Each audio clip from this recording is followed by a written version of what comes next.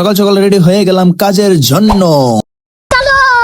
মামা ফোন করে বললো যে কোম্পানিতে কাজে, তারপর জলদি জলদি করে চলে গেলাম এখান থেকে কোম্পানির সামনে। এখানে এসে ক্ষুধা লেগে গেল, তারপর কিছু খেয়ে এখান থেকে চলে গেলাম কোম্পানিতে। গিয়ে অনেকক্ষণ রেস্ট করার পর চলে গেলাম কাম করতে। তারপর আমি জলদি জলদি করে কামটা অনেক স্পিডে কামটা শেষ করতেছি, কারণ ভিডিওটা পুরাটা তোমাদেরকে দেখাতে পারবো না। তাই জলদি জলদি কামটা শেষ করার পর কাম অনেক জলদি শেষ হয়ে গেল। তারপর চলে গেলাম এখান থেকে দুপুরের টিফিন করতে। দুপুরের টিফিনটা ভাই আমাদের ত্রিপুরা থেকে এত ভালো লেগেছে কি যে বলবো। তাড়াতাড়ি করে টিফিনটাও শেষ করে ফেললাম। আমি জলদি জলদি করে খাচ্ছি, কারণ সময় নাই, বাড়ি যেতে হবে।